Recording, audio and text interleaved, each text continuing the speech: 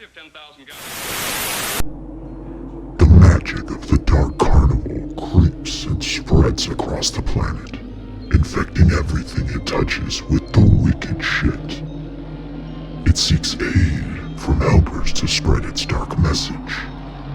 I was born of those dark energies. Imbued with the power to pull media from the airwaves, I explore the origins and background of the Insane Clown Posse. 3 estranged Juggalo dimwits assist me in my task, and we've prepared a show for you. It's fun in there, and scary. Join us as we move track by track, album by album. We're starting at the very beginning, with the first Joker's card, Carnival of Carnage. It's just this way, at the Dim.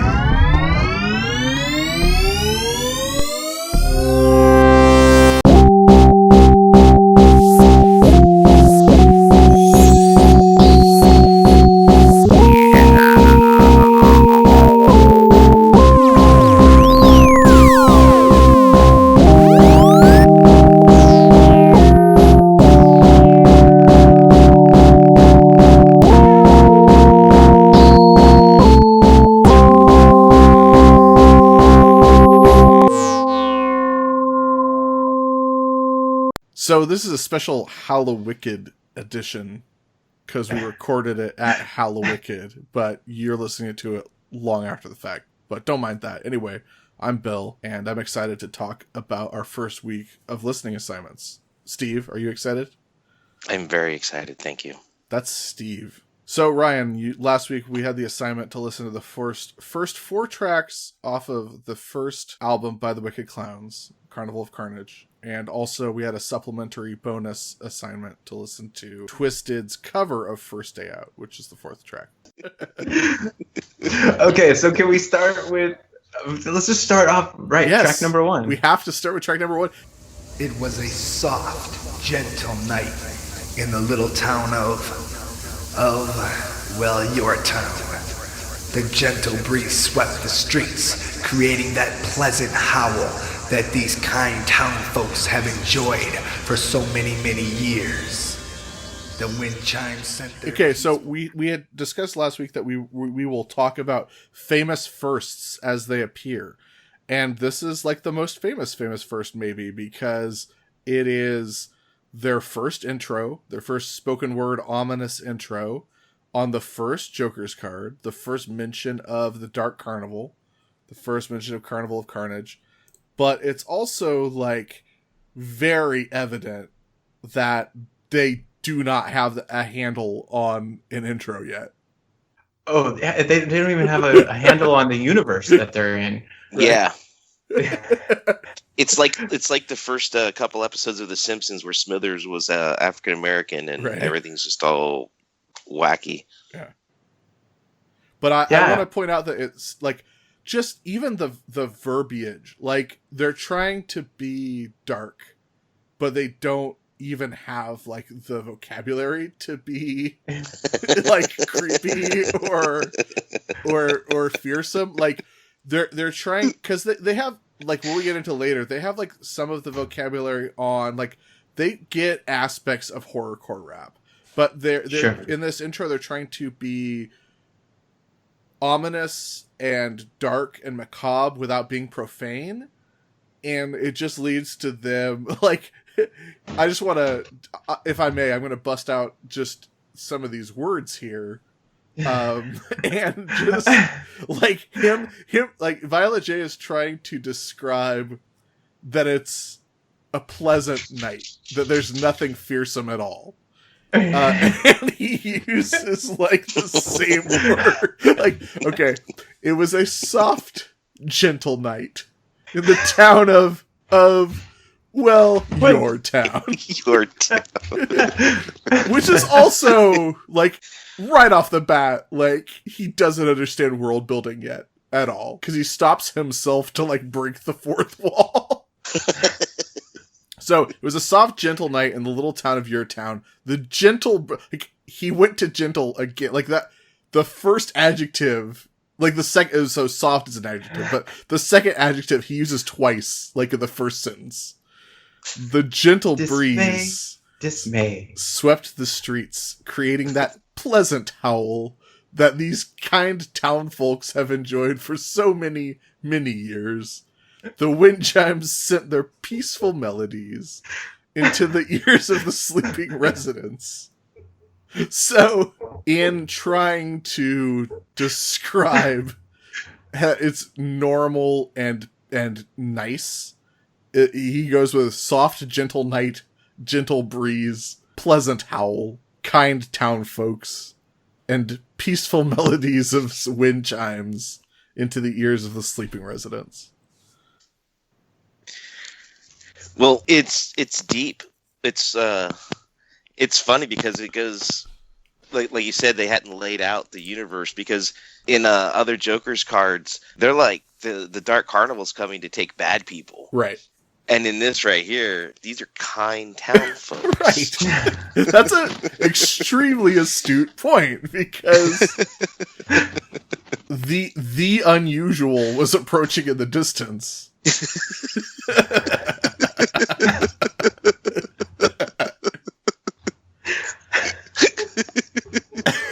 Sorry. It's okay. Sorry. But so something evil headed toward this small town as the residents slept. Something crept, slithered, and crawled its way through the quiet streets, guided by the moonlight. These frightening strangers set up tents and rides, shows and games. There were savage jesters and wicked ringmasters. There were horrid freak shows and sights. Okay, this was the line that really got me. And sights only the impending doom will witness.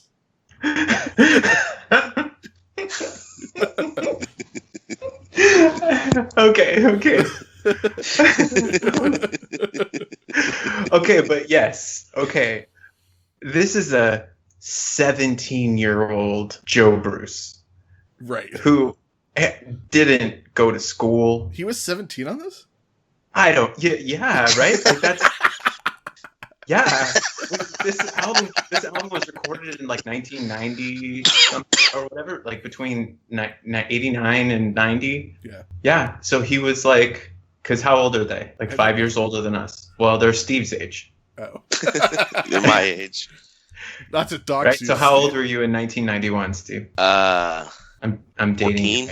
Okay. Violent J was born in 72. So he's 3 years older than me. I was born in 75. So yeah, he would have been about 18 in 1990. So yeah, okay, that's fair enough. Ryan nailed it. It took us 5 minutes. You did, yeah. So we've established that Violent J is 18 years old. Barely legal. Let's go. Yeah. Barely legal. So yeah, but that was my biggest takeaway is he's very young. It was made a very long time ago, 26 years ago or so, and they don't understand what they're doing at all, and yet it's kind of working. Like it's kind of like, I also want to point out the album art is amazing. Yeah, so all the Joker's cards were drawn by Shaggy Two Dope, right? Is that true? I didn't know that. Huh. Yeah, and so I think the writing is silly, right? It's like a teenage boy, trying, like, these guys have no vocabulary. So it's kind of weird because they really jump into, well, what I was going to say is that I think it really sets up the record very well, which is that it's very disjointed. Like, it's a mixed personality. Yes. That they took songs that they had written with the intention of being like hardcore gangster rappers. Mm-hmm. And then they had to either just re-record them with little like clown things thrown in or whatever, like squeaks and pops and laughs in the background. But you could, like, if you listen to even the first 5 or 6 songs, you hear these are clearly different genres of music that were made years apart. Mm-hmm. Like, they don't go together, and you can sort of tell, if you know a little bit of the history, when Violent J is being like Violent J the clown from the Carnival or whatever, mm-hmm. or when he's just being like J whatever, I don't even know what his name was, but before he was calling himself Violent J. Mm-hmm. But you can hear those lyrics like coming in when they thought that they were a gang. Yeah. Should we move on to the next track, or Steve? I don't know if you have any thoughts about this intro. No, not too much more. Other than, the thing that stood out the most to me was the kind town folks. Yes. Yeah, no, that's amazing. Like I wouldn't have even that wouldn't have even occurred to me that ended up being the entire ethos of the Dark Carnival is it's coming to punish the wicked. Yeah. But this one's just like, oh, everyone's sleeping with their wind chimes.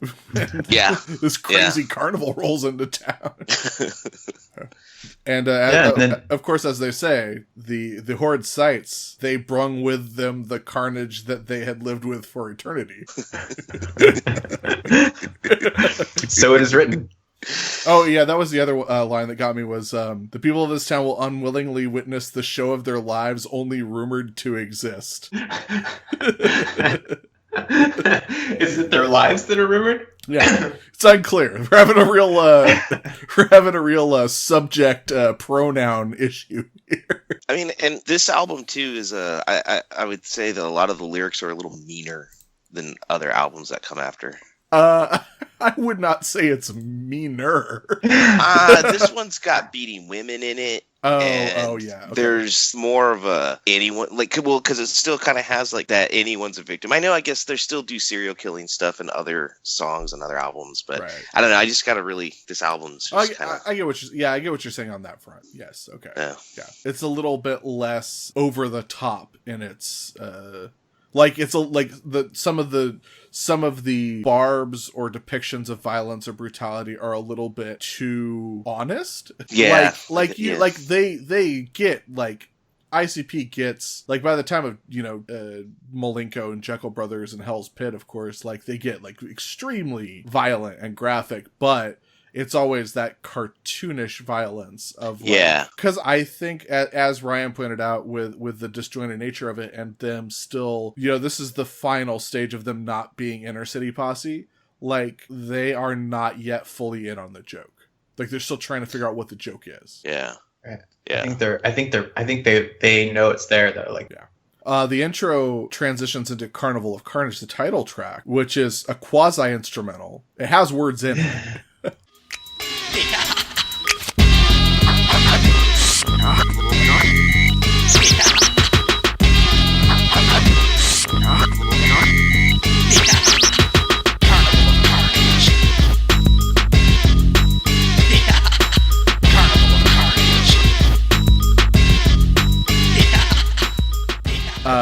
And it's the intro song for Stranglemania Volume 1. That is true. Yes. That's all true. that I think about. And when it does not have hilarious Japanese deathmatch footage over it, it might be my least favorite ICP track of all time. It's awful. It's awful to listen to. It's not good or fun.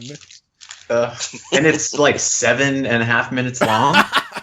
It's maybe 2.5 minutes long, but it feels No. There's gotta be 8 minutes. No. It's just a fucking Tool song.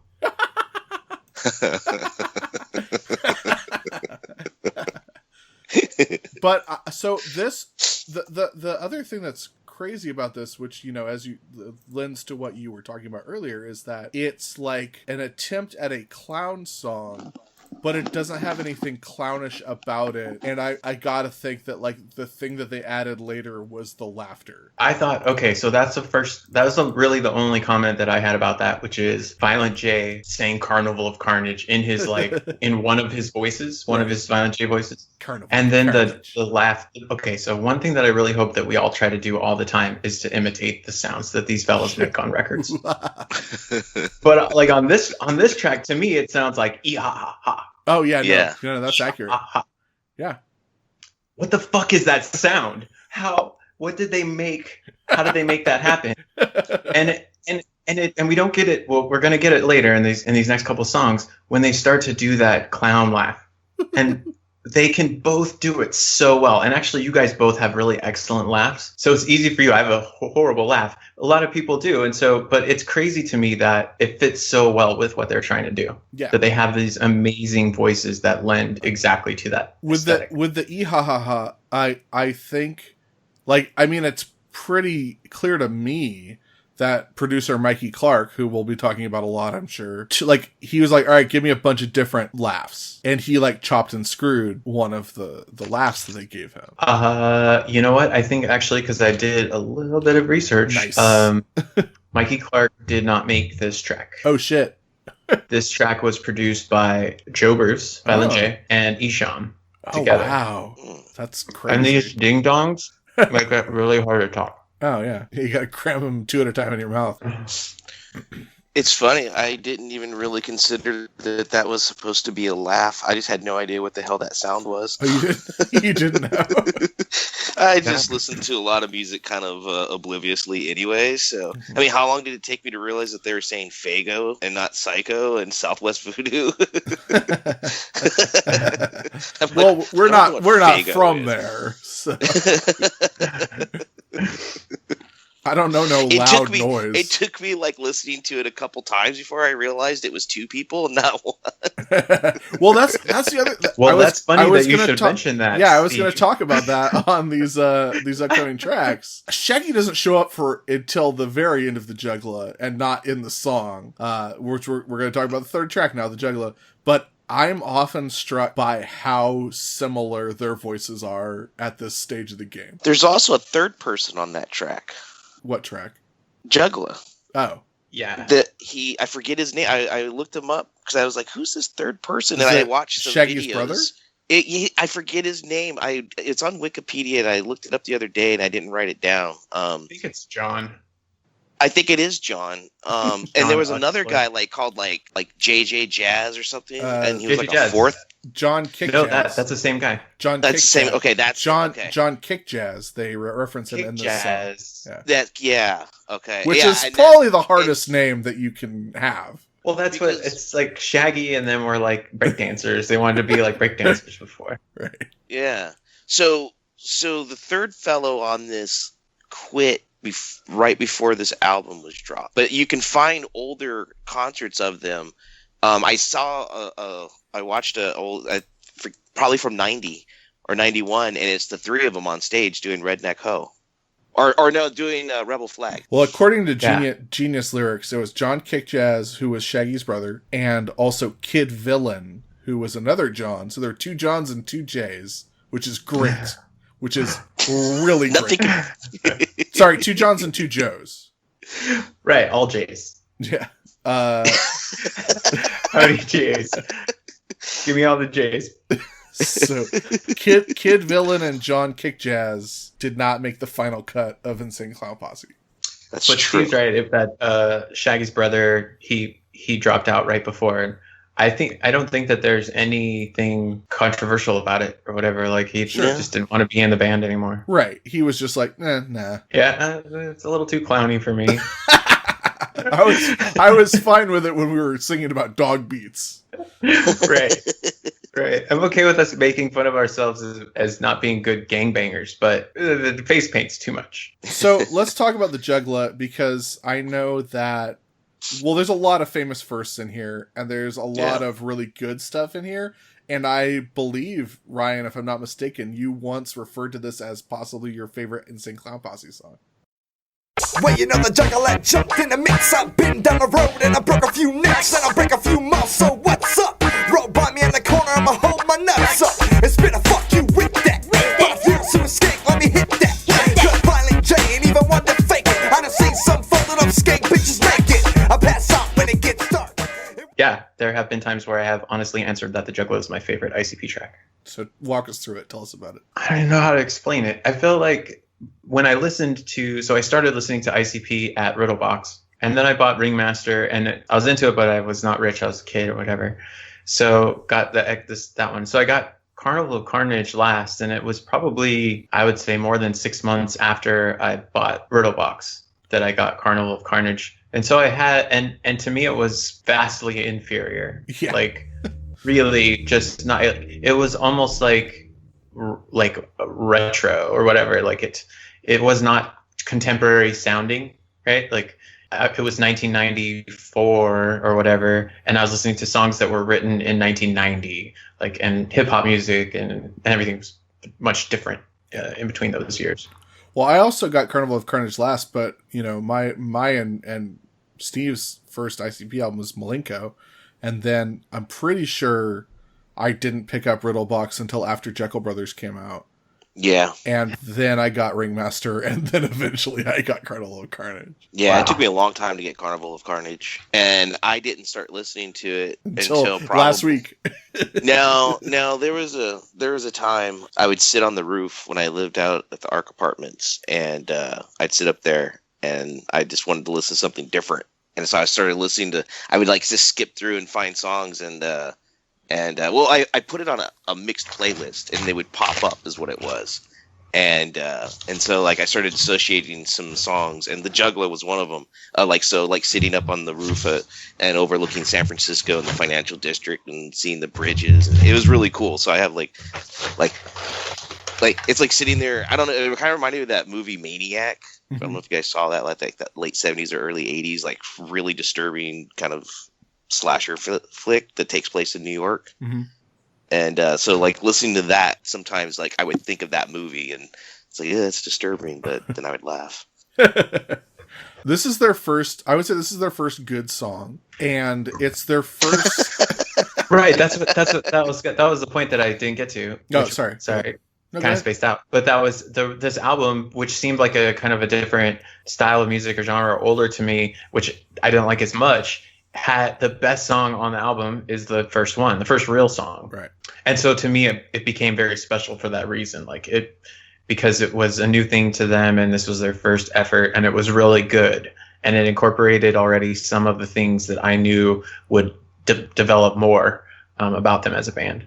I feel like this, I don't know, you probably know, but like just if I were to guess, I would think that this song was like either the last song that they wrote for the album, or one of the last songs, or the last song that they like tracked the lyrics to for this album, because it's like their first good song. It's their first like ambitious song. Like there's a bunch of different stuff happening in this song, and while I don't like it all the stuff that's happening, like Right. there's actually like some fairly high concept stuff happening in this song. Like they're talking about the Juggla, the titular Juggla. They're talking about an actual Juggla, but they're also talking about a metaphorical Juggla of like, because the second Whatever you need. the second verse, he says, the Juggla will throw you up fast, and if I drop you, that's your ass. So he is the Juggla because he juggles how he's going to handle you. But he's also talking about an actual juggler. Right. Who actually literally juggles. Yeah. But there's a lot of stuff that I like in this song. I don't necessarily like the Tweedledee and Tweedledum like part. Yes. Okay, so that's one thing I wrote down. Is that a Prince? Yes, sample in it's the background? Kiss. Another famous first in The this track too. Tweedledum? Yeah. Well, I was gonna say it just doesn't really make sense. Right. So Gotta let that fucking bass go. I love the music that's happening at that part in the track, but I hate the words that they are saying. Okay. Well, especially because the second time though he starts saying the Juggla Yeah. over it, and it sounds really cool. That And they part's just should have just great. done that in the first place. Also, that has to be the first actual appearance of Shaggy on ICP Wax, right? Is him also saying Tweedledee and Tweedledum, let the fucking bass go, at the same time Violent J is saying it? See, I don't know, because their voices are so similar at this point. I don't think, honestly, I assumed that was, I actually thought it was Violent J just looping his own voice, like recording multiple tracks of him saying it. And I don't think that Dope is on the track. Okay. So two famous firsts on this, I mean, as apart from the first Dark Carnival character being the Juggla, but you have the first appearance of what would eventually become the Ringmaster voice, the high pitch voice yelling shit, and then you have, I consider Shaggy's first appearance to be in the skit that immediately follows this Yes, track, which absolutely. is the first ICP skit, Right. where Shaggy Two-Dove's trying to awaken a woman named Joanna. Right. I want to talk about it, but not yet. Okay. Let's do it in order. Okay. Yeah, sorry. There's just so much to talk about, I get overwhelmed. I apologize. There is a lot. I have so many notes. Okay, let's do it. Okay. All right, so well, I mean, I didn't know if we were done with the last point. I felt like I kind of interrupted. No. But so there's a part in the song where he says he wants to see some folded up skank bitches naked. Yeah. And No, he done seen some. Okay.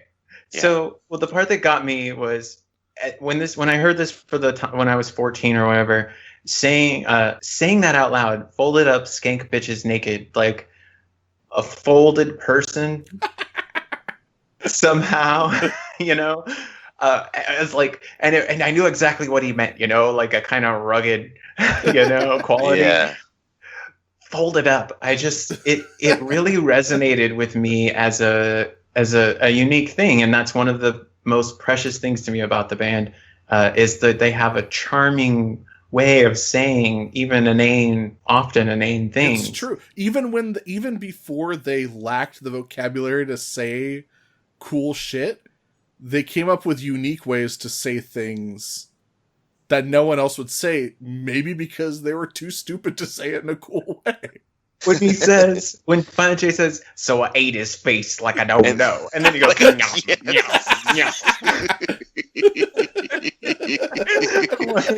That's my favorite part of the song. I wanted to bring that up. His face like I don't know. It's funny though, because you were bringing up the folded up verbiage, and I too had been struck by that. But right when you brought it up, and my eyes glanced back over to the lyrics, I thought like, oh shit, maybe he's talking about a centerfold. Maybe it's even more clever than we thought. What? I don't think he is, but what if he is? What if he is? It's genius. Wow. Also, when he says, "Roll by me on the corner, I'ma hold my nuts up." Yeah, but I like when he said, until I looked at the lyrics, I thought he said, "Robo me on the corner," or robot me on the corner. Robot man on the corner. He's doing the robot. Yeah, and holding up his nuts. Mm-hmm. The line that stood out to me too was, and something they don't ever do again, is he says, "If you're a little kid, I'm gonna take you." Yeah. See, they're still trying to figure it out. So I think in this track and on much of this album, they're just trying to be the most evil thing that they can think of. And it's not until Ringmaster that they figure out, like, we're not just murderers, we're murderers for a purpose. Yes. But it's really heavily misogynistic. Yes. And like, not that the rest of their whole albums aren't. Right. But I feel like it's an aggressive kind of the times of the popular growing culture of gangster rap, of that specific type of misogyny. Yeah. Yeah. Like Absolutely. saying, if you fuck my friends, I'll smash your face. Right. I also really I just wanted to point out, after the ate his face like I don't know, knife to the neck and I got some mo, the night of the axe, the night of the 44. Like, I think that's actually super badass. Like, Oh, yep. I was going to mention that too. And the Night of the Axe, because I mean, that's something I feel like they touch on later on a lot. they touch on both of them later. I think they later have tracks called both the Night of the Axe and the Night of the 44. Wow. Well, I just feel saying that he'll cut your back off for a small fee.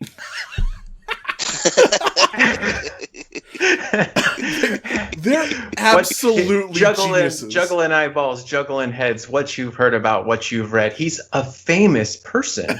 He's come to your town, the Juggla, and he will juggle whatever you want and also cut your throat out. Yes. If you want. They're absolutely geniuses, because I got a rhyme for your Uncle Willie. Then I hit him in the head with a billy. Willy, Willy, watch your mouth and fuck the South. And then the sound effect is like the most amazing thing ever.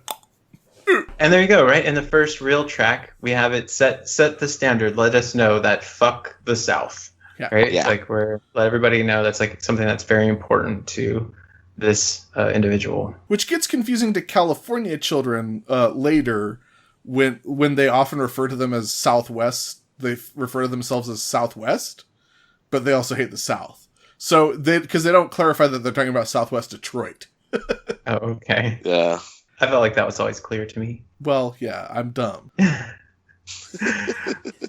But they have so I wrote a couple of other things. So like he has a line that the ghetto took his brain and motherfucker I want it back, and that made me think of the shockumentary that came out after Malenko, and there's interviews with them, and he's talking about this idea of like growing up in this environment, like working around hazardous waste, and how this environment has kind of seeped into him and made him evil or whatever. And so I thought it was cool that they were already thinking about those kind of concepts, and we're talking about like big parts of the traits of this band, you know, that they're establishing in the first verse, you know, of the first track on their album. It's kind of cool. Yeah, it's like there are a lot of pieces that they put in place that then they retcon like into being like very, very big building blocks of this mythology. Another thing that really brought Shockumentary to mind for me was when they reference, there's a part in Shockumentary where they show all the ICP tags, and then they're like, see these Ks by the ICP tags, that means that there's a hit out on us, that they're gonna kill ICP. And like either they made that up or they're the ones who put the Ks by their tags. But then they, in this track, they bring that specific iconography up. But what I absolutely love about it is they're flexing about getting Ks by their tags is probably, it's amazing. It's incredible. But it's also probably the first like true example of we are literally clowns. Like, look, we're murderers, but we are also clowns. Because the lyrics are, sets in the hood want me for dead, so I paint my tag on they faux head. Stick your little K by my taggin'. You can fit 20 clowns in a Volkswagen. And we coming straight to your brick house. I'm a huff and puff. Blow your fucking neck loose. I was hoping we'd get to that. I wrote it down too, man. It was so important. So important. When you were reading that, I had an image in my mind of like a young, svelte Violent J in a black Dickie shirt that's only buttoned on the top button, and he's jumping through the air and he's shooting a gun with his 20 clowns jumping out of his Volkswagen behind him. Yeah. Amazing. It's so good. And there is like, regardless of, especially at this point in time in history, their rapping and musical ability, regardless of all that, the combination of what Jay is striving for paired with his lack of knowledge of anything is what results in a line like, I'm a huff and puff and blow your fucking neck loose. We should try to keep track of all of the different ways that they describe killing someone, destroying a person, specifically in the neck. Like, I don't even know. There's got to be dozens of different ways that they describe that. Yeah, because in this track alone, you've got knife to the neck, and then you've got and if you're a neck, I'ma break you, and you've also got blow your fucking neck loose. And there's probably like 6 more in this track, but this is the first instance of psychopathic. Violent J the psychopathic. Some might say I'm schizophrenic. Others say I'm klepto-psychic, which I don't think is a thing. But that was another thing I made note of, is when them like inventing words that they might think are actually words. Yes. You know, psychopathic. Mm-hmm. And they start it. And that kind of lends to the evolution of the phrase juggalo, because I think one of the accepted theories is that he said it while performing this track. He stammered and said juggalo or something like that. Mm-hmm. And that was that's how it started. And in keeping with like I think this is a thing, but I'm just going to say it, with like the klepto-psychic thing. In the third like ringmaster voice interlude in this song, I have a feeling he didn't know how to sign off on this interlude, so he just yells, "Skip to the loo." No, because he knew there was going to be like a fun skippy dance part, Right. Because it's a 1990 rap record when rap music was still fun, you know, Right. and people danced when they heard rap music, you know. This is also, like, I like that in this track, they cover the clown part, they cover the posse part, and then the third verse is basically all about the insane part. Because he talks about court-assigned therapy and being kleptopsychic. Mm-hmm. Like, they want to make sure that we know all of the parts of where they're coming from. It's really smart, man. I also thought it was interesting that as they paint themselves as gangsters and clowns and all these things, they also say, "I'm the nerd in Also the back paint of the their faces. class." Yes. That went psycho and killed your ass and slashed and cut and hack with a kick me sign on my back. like they don't really paint themselves as like someone who would get a kick me sign on their back and be like, it sounds like someone who's bullied and snapped. And I just thought that was kind of a interesting thing to throw in with all this just like psycho serial killing and clowns, and then all of a sudden like, oh, but I was a nerd. Yeah, that's the other super cool thing about this is that they're so full of boasting. Their boasting is so full of being ridiculous. But at no point are they like, and also I'm super cool. Yeah. So it's like as we've discussed, it's seriously hardcore gangsta rap full of misogyny and like all of the violence of the era of 1991 hardcore gangsta rap. But at no point are they like, and I'm rich and I'm cool and I fuck all the time. Yeah. Right. They're like, also, please be aware, I'm not cool or popular. I'm gonna eat your face off like I don't know. Important part. We're setting up the culture, man. It's a culture of tolerance. Well, I was hoping that right now, since we finished talking about this first track, that I could share with you guys some other songs that were around that came out around this time, like in the same year. Yes. To maybe kind of put us in a state of mind. Get some historical context. Some historical context, right? Because you listen to an album and you want to, if you don't know when it came out, maybe that'll change how you feel about it. So 1991 was the year. Some more popular bands that I assume people would recognize is Pearl Jam's 10 came out in 1991. Also Nirvana's Nevermind. Wow. Metallica's Black Album. What? Yeah. Or I guess it's self-titled, but commonly referred to as Black Album. Sure. And Blood Sugar Sex Magic. Wow. Came out in 1991. So a bunch of good albums and also Blood Sugar Sex Magic. Every single one of those were purchased in my first Columbia House subscription. But get 12 for a penny, so I got 4 of those for 3/4 of a penny, or 1/3 of a penny, or whatever it is. You overpaid. Right. But yeah, in terms of hip hop, so Ice-T's OG came out that year. So what I found in doing a little bit of research here is that I didn't really pay attention to hip hop music in 1991. I was 11. Shit, lost my train of thought. Oh, so I just wasn't listening to a lot of hip hop because I was a kid. But I did go back once I started listening to hip hop a year or two, really not too much long after this. I went back and bought a bunch of these albums. And so it was cool to go back and say like, oh, damn, that's the first Public Enemy song that I ever heard that came out on Apocalypse 91, Enemy Strikes Back.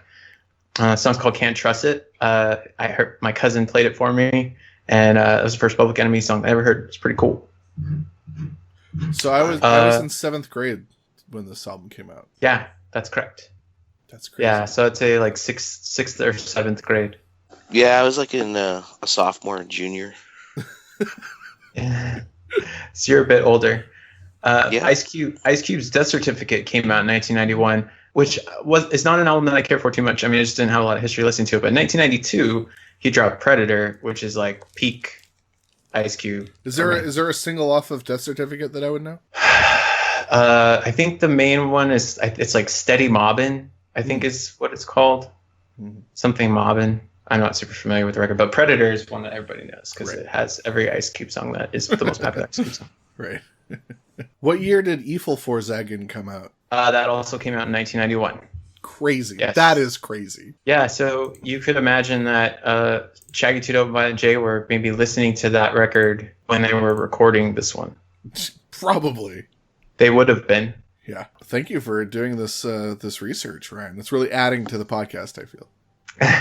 Oh, wait, there's one more. The Ghetto Boys. Oh, wow. The Ghetto Boys, We Can't Be Stopped, came out in 1991, featuring My Mind's Playing Tricks on Me. Yes. Which is probably one of the more mainstream accepted kind of songs that explores this a little bit of psychedelic kind of space that leads into further down the road into bands like ICP. Yeah, absolutely. That's really crazy. And it's also crazy to think that like when this Isham gets name dropped in this track.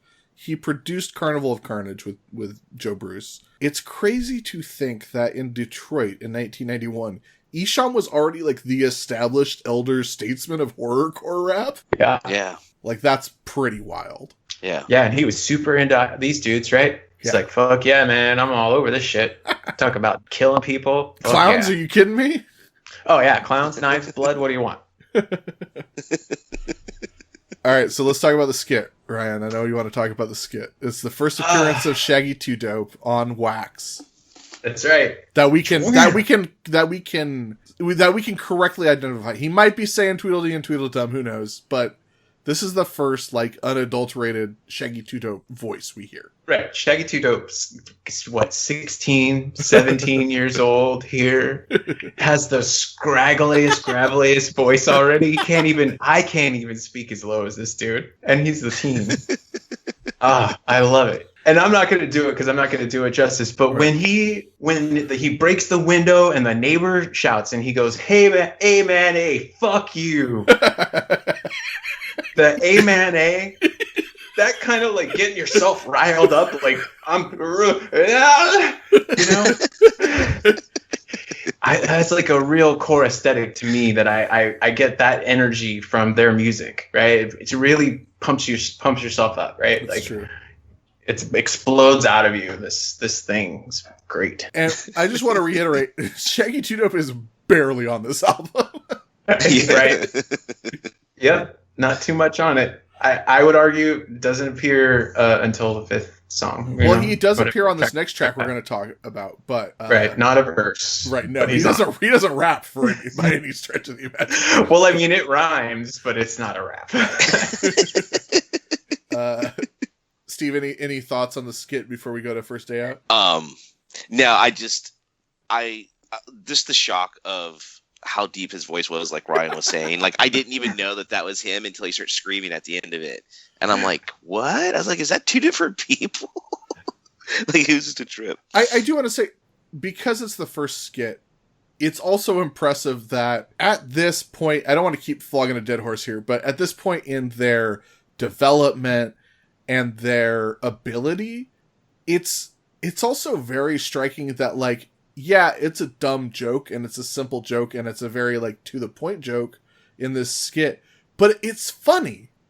Especially, like, for the time period. It's funny. It makes you laugh, if only because of Shaggy 2 Dope's just delivery. But two, yeah. they get to the point of the joke, they hit the joke, and they're out.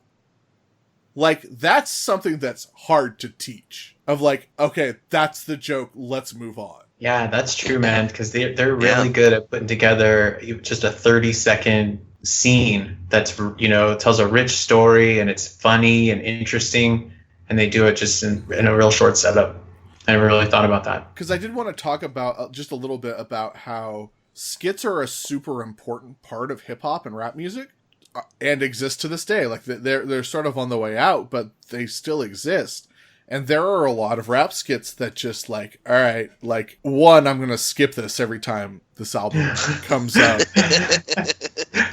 And two, like, okay, I see the joke in here somewhere, but it either just keeps going around or it takes forever to get to it. Right, because they're rappers and they're not performers or whatever. Really. Right. And it's only there for, like, the skit's only there for, like, maybe the first time you listen to the album. Yeah. Not set up for repeat listening, those skits traditionally, unless you're Lil' Kim.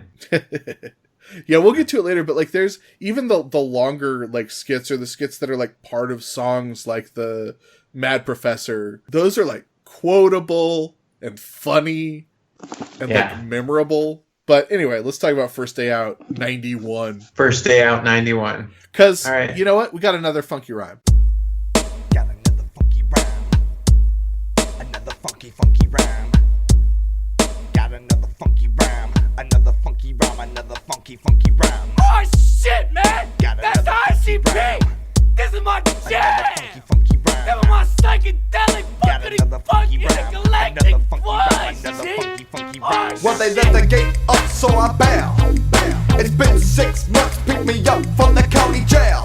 With a smart mother paid my dues still. Guys, got a funky rhyme here. Oh, shit, man! Yeah, and the second appearance of Two Dope. There he is. That's ICP! Yeah, so that's, I always wanted, it took me so long to figure out whose voice is whose. Mm-hmm.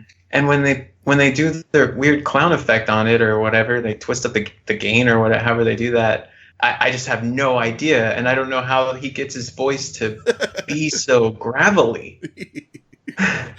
Just like 6 packs a day at age 14.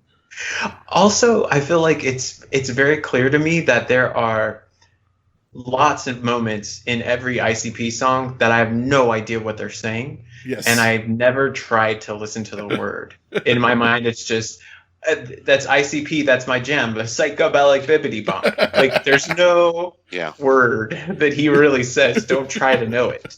And this is another famous first of Two Dope trying to riff off the top and coming up with some words and words that don't necessarily go in sequence, but it's great. I just want to, at the risk of this probably isn't accurate, but Genius has the lyrics as, "This is my psychedelic funkity fuck intergalactic fuzz G." Ah, shit. Yeah. Yeah, I'm reading it from there too. So we're going to be talking about First Day Out, and we're going to be talking about First Day Out 98, which is the twisted track off Most Tasteless, and how they're the same song and extremely different songs. So Violent J gets out of jail. Mm-hmm. It's his first day out. It's what you would call his first day out of jail. To coin it's been 6 months. It's been been 6 entire months. Yep. So his friends come pick him up, but what do you know? And here we go, a very famous verse, the first mention of Faygo. They bring him a bottle of soda. Mm-hmm. Pop, probably, is what they probably call it. Bring him some pop. So bring him Faygo. And what do you know? He's got blue balls. He's got very hard nuts. That's a very good and descriptive term. Yeah. So he gets so his friends do him a solid and hook him up with a lady. Set him up on a date, I should say. And he proceeds to go to a date with this lady. And so the first thing that struck me is going to Mexican Village. Yes. So I later learned from the shockumentary is like a real restaurant, like a real place that these guys used to eat at or whatever. Yeah. It was a shout out for them. Yeah. But I also, when I heard that, I was immediately, because the entire song is in service of like, I'm gross. Like, I'm a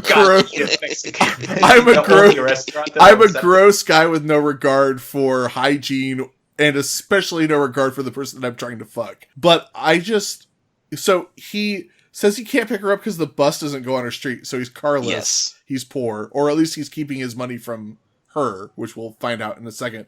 But just the thought of a place in Detroit in 1991 named Mexican Village.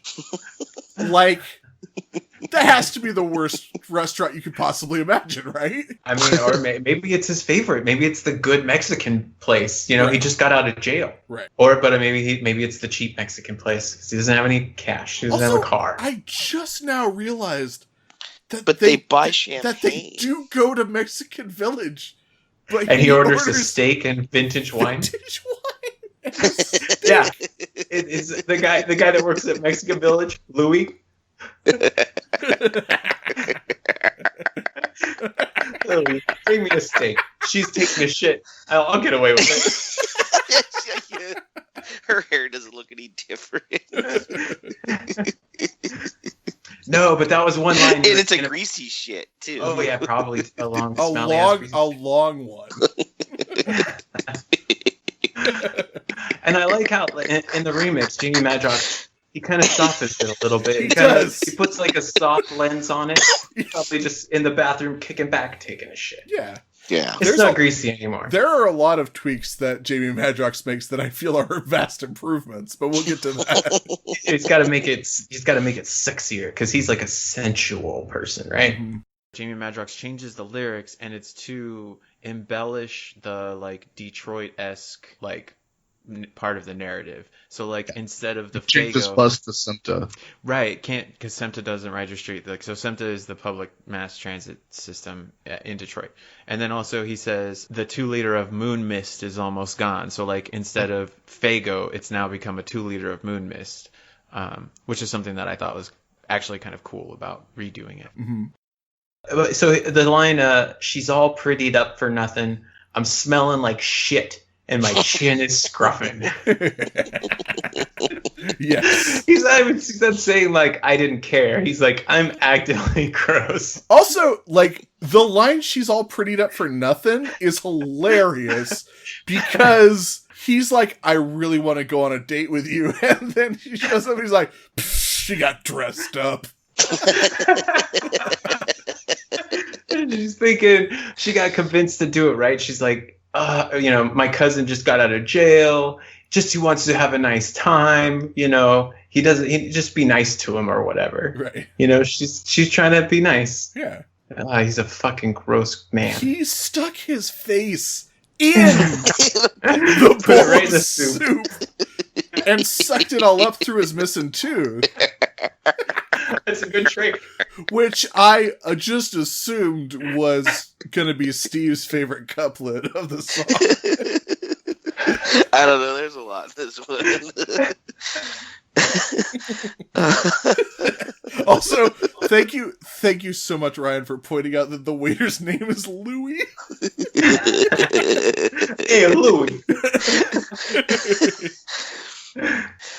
Well, so there was something I had a question about when he says, have her paying for the dinner too. The knot in my sock, it don't fit you. Yeah. What is that? I have no idea. Okay, thanks to Genius, this is like possibly the cleverest rhyme in the song is, he has money that they have held for him at lockup, and he's got the knot in his sock. I see. Yeah. He has money, but not for her. Not for her. Yeah. Okay. Because he claims he left his wallet at home on the TV stand. But he does have money with him in case he needs it, but not for this date, certainly. So that's amazing. Come on. Yeah. I never thought of that. Yeah. I like the interlude where Jay is talking to the dad. But I love so much that in the twisted version, Violent J is the dad. Yeah. So, are you employed? Shit, no. No. And also, Violent J claims that he's using the car and he slipped me a 50. Violent J's kind of nifty, which is a cool rhyme. But I think Jamie's rhyme blows it away. Yeah. Because he says, besides, he slipped me a 50, but then again, I'm kind of shifty. Also, I love that Violent J takes her to his house and his dad is there.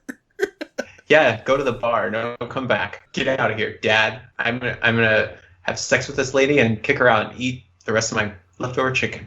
Yeah. That was something that kind of stood out to me too, because from other songs, it sounds like his dad wasn't around. So it's interesting that in this song, he's kicking his dad out. Okay, here's my biggest question about the entire song. When he switches to the Mac mode, is this Shaggy 2 Dope? This is Shaggy 2 Dope. Okay, thank you. I thought it was, but again, I could not be sure. Yeah, no, this is the first time that we get to hear him be part of a song. And of course he's going to do it because he's got the sexy voice. Sexy, gravelly, deep Mac mode voice. Also, I think one of the final things I have to say about this song is this is the first. I'm almost positive I heard the twisted version first, but I'm positive that the first time I heard a version of this song is absolutely the first time I'd ever heard the expression "caught my nut." Definitely, yeah, absolutely the first time I had ever heard that phrase.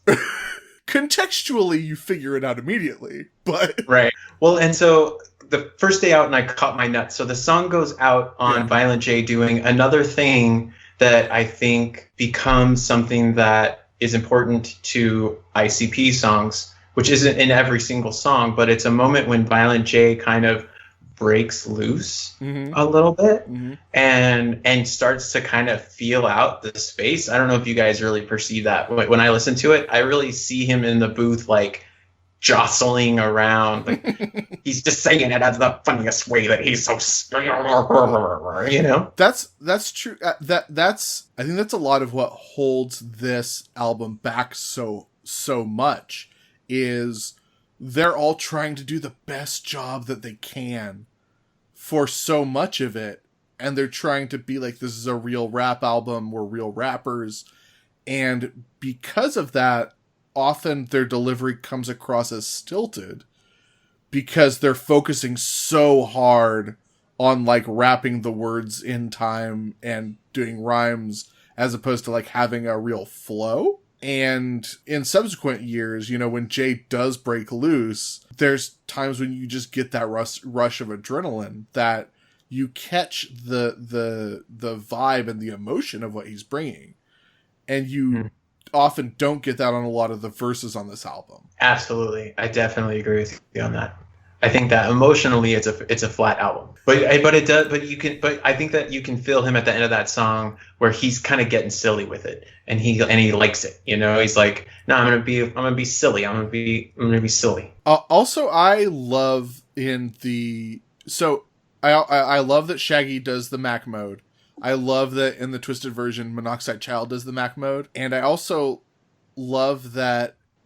So is it Monoxide or is it's Mike Clark that finishes it up, right? Like that does that's the shit, Jay. $85 an hour and you want to play. But I just love that Monoxide is the Mac mode. Violent J breaks in to just scream, to say bad words. And then someone brings Jay back down by referencing a deep cut on Twisted's debut album. But that's a callback to that, right? It has to be. Right. Yeah. What about people filling out spaces, freestyling? Yeah. $85 an hour. God, I'm gonna listen to that later. Yeah. Oh, I just remembered one really important thing I wanted to bring up about this song. Guys, what was Violent J in jail for 6 months for? It would have been like theft. Like shoplifting, maybe larceny.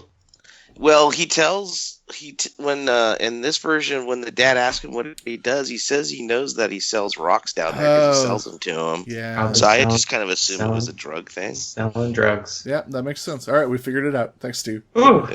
Yeah. Solved it. You know, we touched on it already, but the thing that stood out to me the most, especially because of the timeline from which I really started listening to the song, is it made it stand out to me how quick they were for self-deprecation and like I think now ultimately the soup. Yeah. Missing tooth, slurping at the. I mean, that's just the visual of that. And Bill, you know me. Remember, like when Mad Magazine, like one of my favorite things was when people just like were using Photoshop to make people's faces look messed up. Yes. Like it was like the original memes kind of thing, and that was just like the funniest thing to me. And that those kind of images come out in this song. That. Also, like the first time you and I listened to Malenko together, and you're like, "Oh, you gotta hear this part," and then like he put his nuts in your soup, like just Violent J saying "soup" in any context is just always going to be funny. Gloop. All right, so yeah. guys, would you say I'm going to say for next week, let's have the assignment be tracks 5 through 9 of Carnival of Carnage. It's going to be Redneck Ho, Wizard of the Hood, Guts on the Ceiling, Is That You, and Night of the Axe. So everybody's got their assignment. For the next episode, you're going to listen to tracks 5 through 9 of Carnival of Carnage. It's Redneck Ho, Wizard of the Hood, Guts on the Ceiling, Is That You, and Night of the Axe. I don't think we need any supplementary materials unless, Ryan, I think we need to listen to Redneck Ho 99 by Twisted if we can find it. Yeah, sure. Go for it. You can also listen to every Kid Rock album. Yeah, do that. In preparation. all of you. You listen to Ba, Wit, Duh, and Ba. Right. So thanks to everyone for listening. We hope you're enjoying it so far. We're certainly having a blast, in case you couldn't tell. If you want to contact us, ask us any questions, send us any thoughts at all, dimcarnival@gmail.com. You can follow us on Twitter @dimcarnival, and you can follow us on Instagram @dimcarnival. And our hope is that we're going to be posting some Instagram supplementary materials, images of the specific things and eras that we're talking about. Maybe if we can find some sort of YouTube video of like shockumentary, we'll upload some video clips or something. But yeah, check us out on the social medias. And until next week, I'm Bill. I'm Ryan. And I'm Steve. This is the Dim Carnival.